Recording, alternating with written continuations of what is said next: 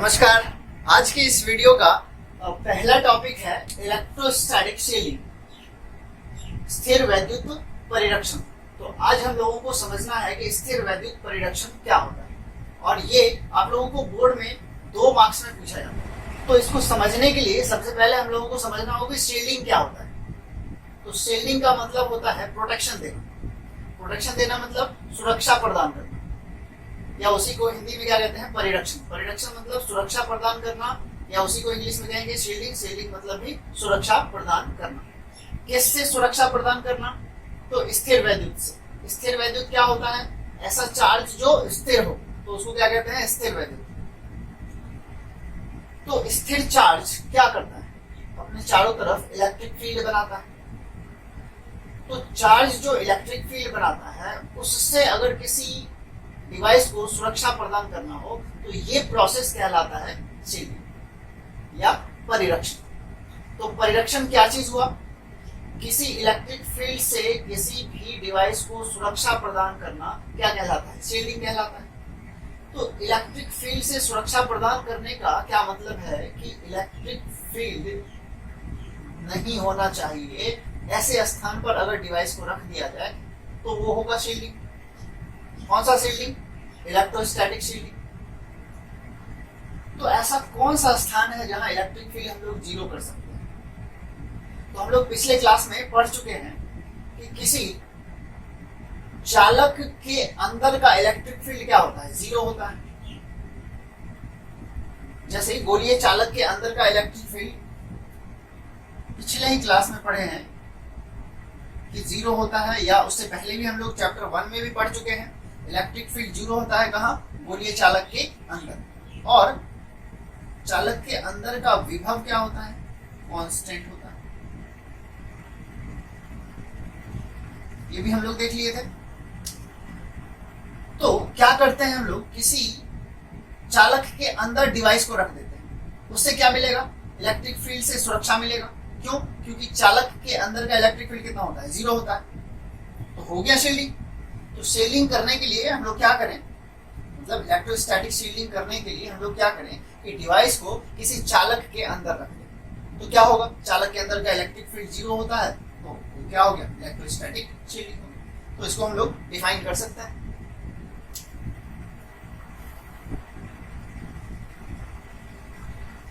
किसी electric device, तो क्या है इलेक्ट्रोस्टैटिक शील्डिंग?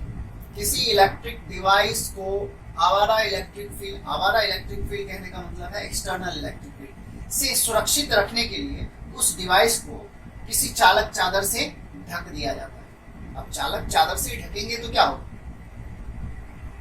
चालक चादर के अंदर का इलेक्ट्रिक फील्ड क्या हो जाएगा? जीरो। और अगर जीरो है तो उसके अंदर जो डिवाइस रखा गया है वो इलेक्ट्रिक फील्ड से क्या हो गया? सुरक्षित। तो यह प्रोसेस क्या कहलाता है? Electrostatic shielding. तो ये हम लोगों का डेफिनेशन था। एग्जाम्पल में हम लोग समझ सकते हैं कि इलेक्ट्रोस्टैटिक शील्डिंग की आवश्यकता हम लोगों को कब पड़ती है। जैसे बारिश के टाइम पे होता क्या है कि आसमान से बिजली कड़कती है, वो कभी कभी गिर भी जाती है। तो अगर उससे हम लोगों को सुरक्षित रहना है, मतलब आसमानी बिजली से अगर हम लोगों को सुरक्षित रहना है, तो हम लोगों को खुले मैदान की अपेक्षा किसी बस या कार के अंदर बैठना ज्यादा सुरक्षित होगा। कारण इसका क्या है कि कार या बस का जो आवरण होता है, मतलब वो चारों तरफ जो होता है, वो चालक से पैक होता है। तो चालक से अगर पैक है तो उसके अंदर का इलेक्ट्रिक फील्ड क्या होगा? जीरो होगा। तो अगर इलेक्ट्रिक चार्ज मतलब बिजली जो आसमान से गिरा भी तो क्या हो गया कि उसके अंदर का इलेक्ट्रिक फील्ड कभी ज्यादा हो ही नहीं सकता, जीरो ही रहेगा हमेशा। तो हम लोग उसमें सुरक्षित ज्यादा महसूस करेंगे। तो खुले मैदान की अपेक्षा आसमानी बिजली से बचने के लिए हम लोगों को कहाँ बैठना चाहिए? किसी कार या बस के अंदर बैठना चाहिए। तो ये एक एग्जाम्पल हो सकता है हम लोगों का। तो एग्जाम्पल भी लिख ले। तो इलेक्ट्रोस्टैटिक शील्डिंग समझ लिए हम लोग। ये एक प्रोसेस है कि जब किसी डिवाइस को इलेक्ट्रिक फील्ड से सुरक्षित रखना है तो उस डिवाइस को हम लोगों को चालक से ढक देना चाहिए, जिससे क्या होगा कि चालक के अंदर का इलेक्ट्रिक फील्ड जीरो हो जाएगा और डिवाइस इलेक्ट्रिक फील्ड से सुरक्षित होगा। ये प्रोसेस क्या कहलाएगा? Electrostatic shielding. इसका हम लोगों के जीवन में भी उपयोग है। अगर हम लोगों को आसमानी बिजली से बचना होता है तो हम लोग को खुले मैदान की अपेक्षा कहाँ रहना चाहिए? किसी बस या कार के अंदर रहना चाहिए। क्या होगा उससे? क्योंकि बस या कार का आवरण जो होता है चालक से ढका हुआ होता है, अर्थात वह इलेक्ट्रोस्टैटिक शील्डिंग प्रदान करता है। तो इसलिए हम लोगों को उसके अंदर ज्यादा सुरक्षित महसूस करना चाहिए। तो ये था इलेक्ट्रोस्टैटिक शील्डिंग, नोट कर लीजिए। फिर आगे हम लोग अगले टॉपिक की ओर बढ़ते हैं। तो अब हम लोगों का नेक्स्ट टॉपिक है दो या दो से अधिक पॉइंट चार्जेस से बने सिस्टम का इलेक्ट्रिक पोटेंशियल एनर्जी। हम लोगों को अब इलेक्ट्रिक पोटेंशियल एनर्जी निकालना है किसका? दो चार्ज से बने सिस्टम का या दो से अधिक चार्ज से बने सिस्टम का। क्या निकालना है? Electric potential energy. Potential energy क्या होता है? सबसे पहले एनर्जी क्या होता है? तो एनर्जी हम लोग जानते हैं, कार्य करने की जो क्षमता होती है उसको हम लोग ऊर्जा कहते हैं। पोटेंशियल एनर्जी का मतलब क्या है? स्थितिज ऊर्जा।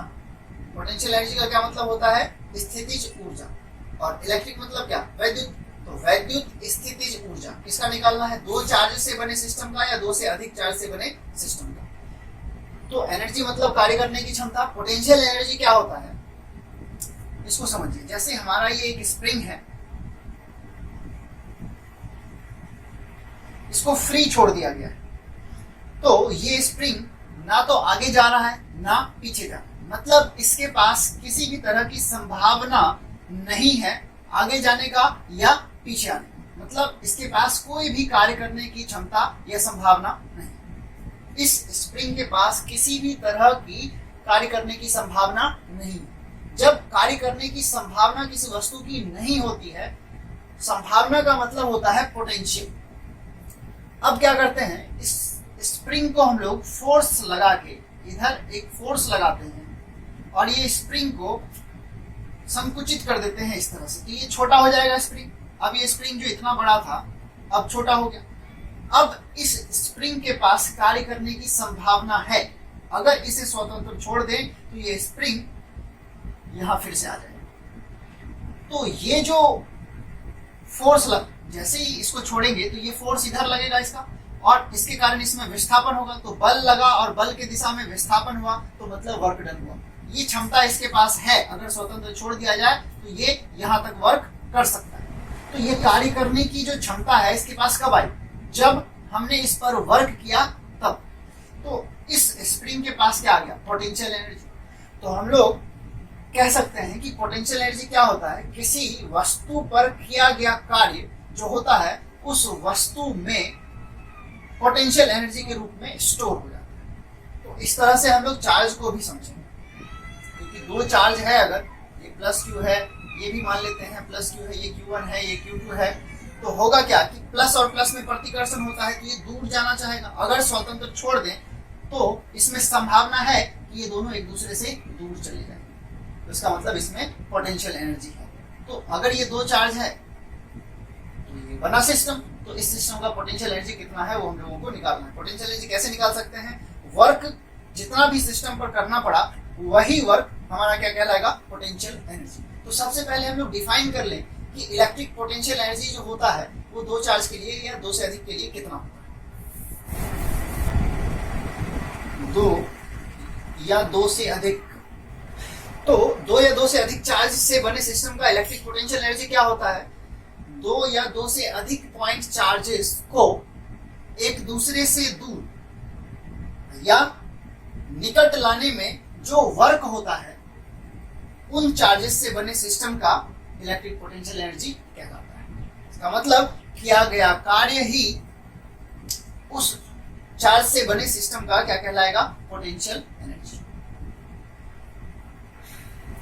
अगर इसी को हम लोग मैथमेटिकली रिप्रेजेंट करना चाहें, अर्थात potential energy, potential energy, potential energy को किससे संकेत करते हैं? यू से। क्या हो जाएगा? एक दूसरे से दूर या एक दूसरे के निकट लाने में जो वर्क डन होगा उसके। तो सबसे पहले हम लोग दो चार्ज से बने सिस्टम का पोटेंशियल एनर्जी निकाल लेंगे, इसके बाद दो से अधिक के लिए निकालेंगे। पहले इसको नोट कर लीजिए। ये आपके सिर्फ समझने के लिए था कि पोटेंशियल एनर्जी जो होता है चार्ज से बने सिस्टम का क्या होता है। तो चार्ज को एक दूसरे के निकट लाने अथवा दूर ले जाने में जो वर्क डन करना पड़ता है, वही वर्क डन उस सिस्टम में एनर्जी के रूप में स्टोर हो जाता है, और उसी स्टोर्ड एनर्जी को हम लोग क्या कहते हैं, पोटेंशियल एनर्जी। तो ध्यान रखना है, पोटेंशियल एनर्जी क्या होता है, वर्क डन के बराबर। चार्ज को एक दूसरे से दूर या एक दूसरे के निकट लाने में जो वर्क करना पड़ता है, वही क्या कहलाता है, पोटेंशियल एनर्जी। तो पहले हम लोग दो चार्ज से बने सिस्टम का पोटेंशियल एनर्जी ले लेते हैं। दो पॉइंट चार्ज, तो 2 पॉइंट चार्ज से बने सिस्टम का पोटेंशियल एनर्जी कितना होता है, ये हम लोगों को निकालना है। तो सबसे पहले 2 पॉइंट चार्ज मानना होगा।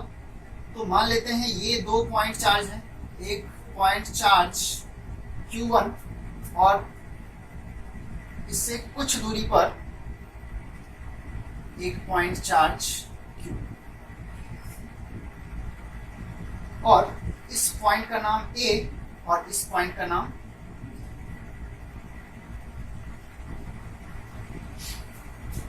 तो ये 2 चार्ज से मिलकर बना एक सिस्टम है, और इसका क्या निकालना है हम लोगों को, पोटेंशियल एनर्जी। क्या होता है पोटेंशियल एनर्जी, पोटेंशियल एनर्जी को किससे संकेत करते हैं, U से। वो क्या होता है, हम लोग अभी अभी पढ़े कि पोटेंशियल एनर्जी क्या है, कि चार्ज को एक दूसरे के निकट लाने में जो वर्क डन करना पड़ता है, एक्चुअल में इंफिनिटी से एक दूसरे के निकट लाने में जो वर्क डन है, वही कहलाता है हम लोगों का पोटेंशियल एनर्जी। तो ये हम लोगों को वर्क डन अगर निकालना आ जाए तो हम लोग पोटेंशियल एनर्जी को निकाल सकते हैं। तो इसको हम लोग लैंग्वेज में भी रख सकते हैं। क्या रख सकते हैं, तो 2 चार्ज मान लेंगे जो कहां पर स्थित है, A तथा B पर स्थित है।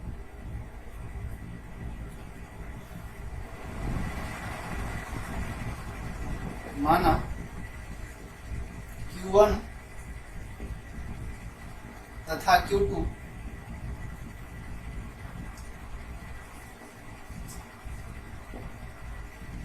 क्रमशः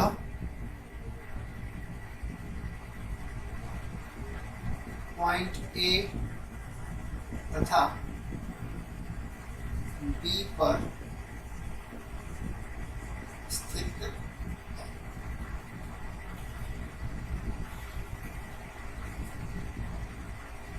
तो चित्र में हम लोग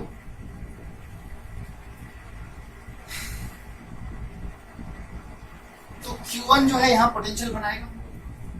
तो चित्र में Q1 के द्वारा B पर पोटेंशियल,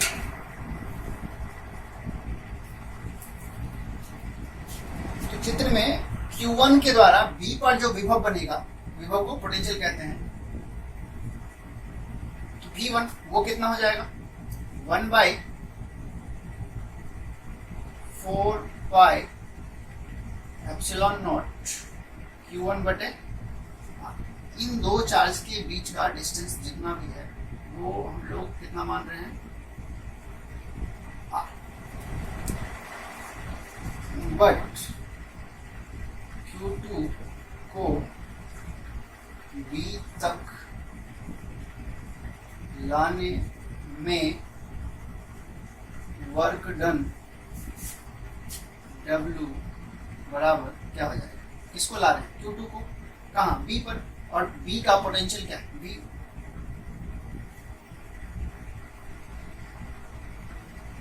क्यों ऐसा कर रहे हैं, क्योंकि वर्क का फॉर्मूला क्या होता है, चार्ज गुना विभवांतर। तो इस फॉर्मूला से हम लोग इसको अप्लाई करते हैं। या वर्क हम लोग क्या लिख सकते हैं, Q2, और V1 का वैल्यू कितना है, 1/4 पाई एप्सिलॉन नॉट Q1 बटे R। इसी को अगर और अच्छे से लिखना चाहें तो क्या लिख सकते हैं, वर्क बराबर 1/4 pi epsilon not Q1 Q2। लेकिन वर्क ही क्या है, पोटेंशियल एनर्जी। देयरफॉर दो चार्ज से बने सिस्टम का पोटेंशियल एनर्जी यू कितना हो जाएगा, 1/4 एप्सिलॉन नॉट Q1 Q2 बटे R। ये दो चार्ज से बने सिस्टम का पोटेंशियल एनर्जी। ऐसा क्यों कर रहे हैं? क्योंकि पोटेंशियल एनर्जी क्या होता है, वर्क डन के बराबर, और वर्क डन हमारा निकला 1/4 एप्सिलॉन Q1 Q2 बटे R। तो जितना वर्क डन निकला वही हमारा क्या है, पोटेंशियल एनर्जी। तो ये है दो चार्ज से बने सिस्टम का पोटेंशियल एनर्जी। इसको आप लोग आज से याद रखेंगे। तो अब हम लोग दो से अधिक पॉइंट चार्ज से मिलकर बने सिस्टम का क्या निकालेंगे, पोटेंशियल एनर्जी। तो इसको हम लोग पॉइंट बी बना लेते हैं। दो से अधिक पॉइंट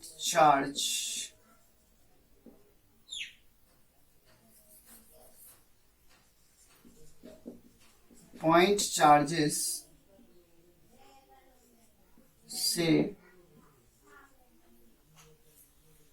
मिलकर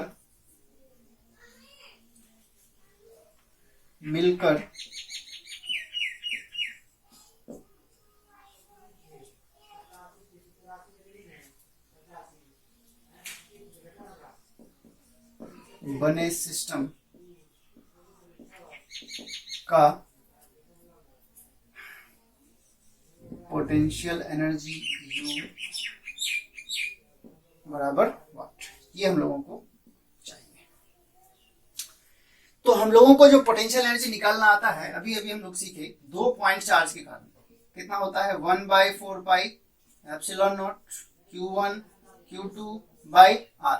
ये है दो पॉइंट चार्ज के कारण पोटेंशियल एनर्जी। और हम लोगों को यहाँ दो से अधिक पॉइंट चार्ज से मिलकर बने सिस्टम का क्या निकालना है, पोटेंशियल एनर्जी। तो ये बहुत आसान है, जितना आता है हम लोगों को उसी फॉर्मूला से दो से अधिक पॉइंट चार्ज से मिलकर बने सिस्टम का पोटेंशियल एनर्जी निकाल सकते हैं। करते क्या है, अगर कोई सिस्टम 3 पॉइंट चार्ज से मिलकर बना है तो दो दो का पेयर बना लेंगे हम लोग, दो दो का जोड़ा बना लेंगे।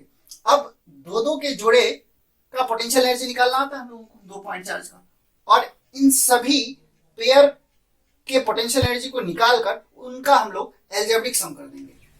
तो दो से अधिक पॉइंट चार्ज से मिलकर बने सिस्टम का पोटेंशियल एनर्जी को क्या लिख सकते हैं हम लोग, कि सिस्टम में दो दो चार्ज के जोड़े का पोटेंशियल एनर्जी निकाल लेंगे और उन सब का एल्जेब्रिक सम कर देंगे, और यही एल्जेब्रिक सम जो है हमारा उस सिस्टम का टोटल पोटेंशियल एनर्जी हो जाएगा। तो इसी को हम लोग जो समझे लैंग्वेज में रख लेते हैं। तो क्या लिख सकते हैं, सिस्टम में उपस्थित,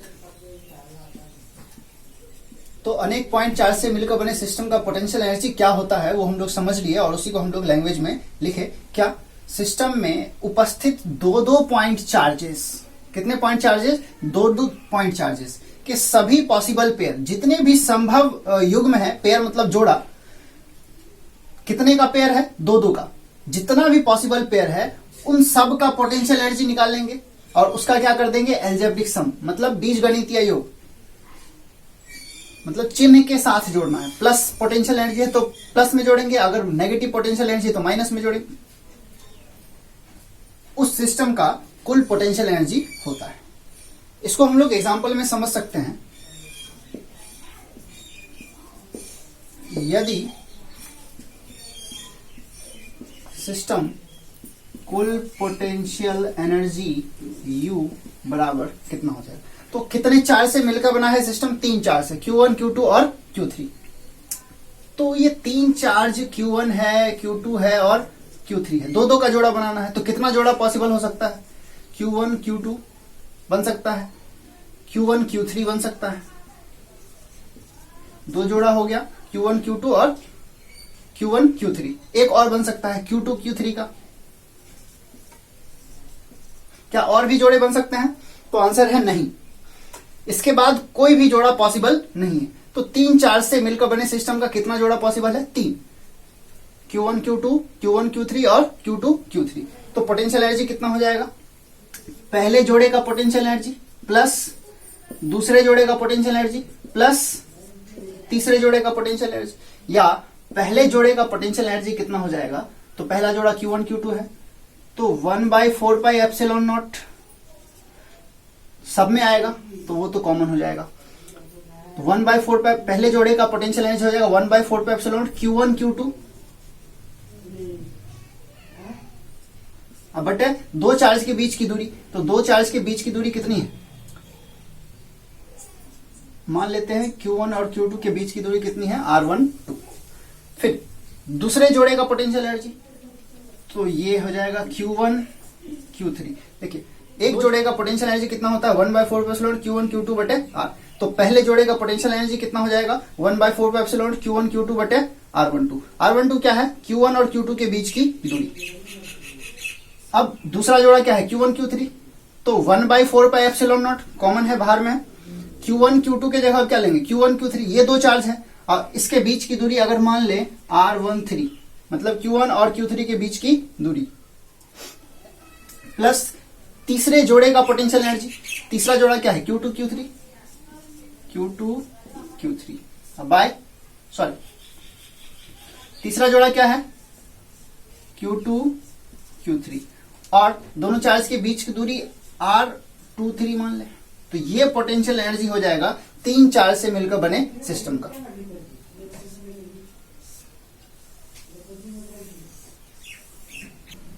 अच्छा, अगर सिस्टम चार चार्ज से मिलकर बना हो तब, तो उसको भी हम लोग कर सकते हैं।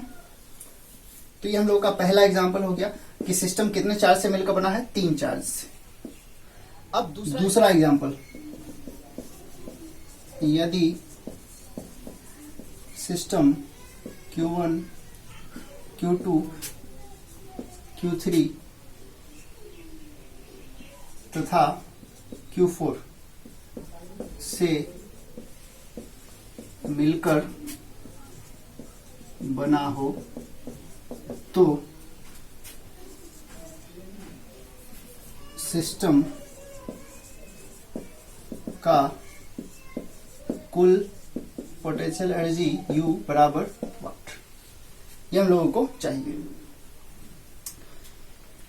तो क्या कर सकते हैं हम लोग, पहले तो दो दो का जोड़ा बना ले इन चारों चार्ज से, और इसके बाद सभी जोड़े का पोटेंशियल एनर्जी निकाल के उसको क्या करेंगे, जोड़ देंगे। तो कर लीजिए। तो कितने चार्ज हैं, चार, एक है Q1 Q2 Q3 और Q4, ये चार चार्ज हैं और इन सब से जोड़ा बनाना है। तो पहले दो दो का जोड़ा बनाना है, तो Q1 से Q2 का जोड़ा बना, Q1 Q2, इसके बाद Q1 से Q3 का जोड़ा बना, Q1 Q3, इसके बाद Q1 से Q4 का जोड़ा बना, और अब Q2 का Q3 से बनेगा, तो Q2 Q3, इसके बाद Q2 का Q4 से बनेगा, तो Q2 Q4, अब Q3 का Q4 से बनेगा, और कोई जोड़ा पॉसिबल नहीं है। तो हम लोग के पास कितना जोड़ा मतलब, चार चार से 1 2 3 4 5 6। तो इसका मतलब है कि यदि कोई सिस्टम 4.4 से मिलकर बने तो उसमें दो दो के कितने पॉसिबल पेयर हो सकते हैं, तो 6, Q1 Q2 Q1 Q3 Q1 Q4 Q2 Q3 Q2 Q4 Q3 Q4, ये 6 पेयर जो है पॉसिबल है। कितने चार्ज से मिलकर बने सिस्टम का, चार चार्ज से मिलकर बने सिस्टम का। तो बहुत आसान है इसका पोटेंशियल एनर्जी निकालना। क्या करेंगे, तो कुल पोटेंशियल एनर्जी क्या हो जाएगा, पहले जोड़े का पोटेंशियल एनर्जी, दूसरे जोड़े का पोटेंशियल एनर्जी, तीसरे जोड़े का पोटेंशियल एनर्जी और चौथे जोड़े का पोटेंशियल एनर्जी।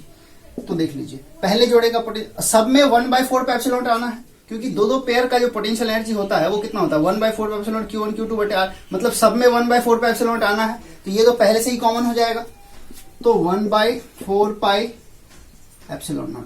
अब देखिए पहले जोड़े का पोटेंशियल एनर्जी, ये है पहला जोड़ा हम लोगों का, तो Q1 Q2, और दो चार्ज लिए हैं Q1 Q2 और उसके बीच की दूरी मान लेते हैं R12 मतलब Q1 और Q2 के बीच की दूरी। फिर Q1 Q3 है और इनके बीच की दूरी R13। फिर Q1 Q4 है, इसके बीच की दूरी R14। फिर Q2 Q3 है, Q2 Q3, इसके बीच की दूरी R2 3, इसके बाद 2 4 है और 3 4 है, तो इसको हम लोग आगे प्लस करेंगे, Q2 4 और Q3 4 को